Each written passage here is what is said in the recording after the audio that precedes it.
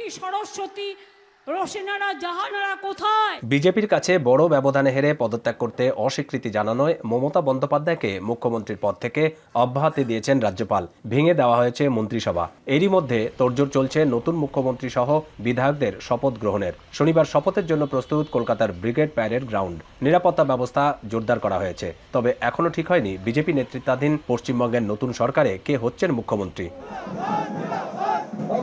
এমন পরিস্থিতিতে স্থানীয় সময় সকাল 11টার দিকে পশ্চিমবঙ্গে পা রেখেছেন বিজেপি নেতা ও কেন্দ্রীয় স্বরাষ্ট্রমন্ত্রী অমিত শাহ। তিনি উঠেছেন নিউ টাউনের একটি 5 তারকা হোটেলে। এরপর বিকেলে বিশ্ব বাংলা কনভেনশন সেন্টারে বিজেপির 207 বিধায়কদের নিয়ে 3টে থেকে 5টা পর্যন্ত বৈঠক করবেন অমিত শাহ, যেখানে ঠিক হবে মুখ্যমন্ত্রীর নাম। অনেকেই মনে করছেন রাজ্যের মুখ্যমন্ত্রী হিসাবে পদ্মশিবির ঘোষণা করতে পারে শুভেন্দু অধিকারীর নাম।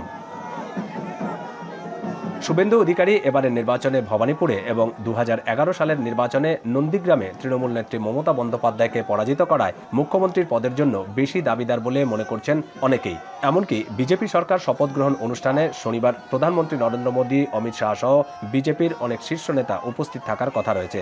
বিজেপি শাসিত রাজ্যের মুখ্যমন্ত্রীরা উপস্থিত থাকবেন বলে জানা গেছে।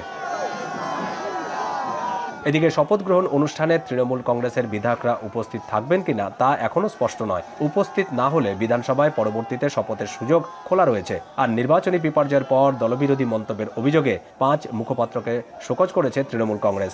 2026 সালের বিধানসভা নির্বাচনে মাত্র 80 আসনে জয় পায় তৃণমূল আর 207 আসনে জয় পায় বিজেপি। এরপরই বিপর্যয়ে তৃণমূলের অভ্যন্তরে সংকট দেখা দেয়। দীপক দেবনাথ, এখন কলকাতা। ভিটামিন ই ও সি সিরাম 8টি প্রাকৃতিক অয়েল সমৃদ্ধ লিলি সিরাম অয়েল, যা চুল পড়া কমায় মাত্র 30 দিনে।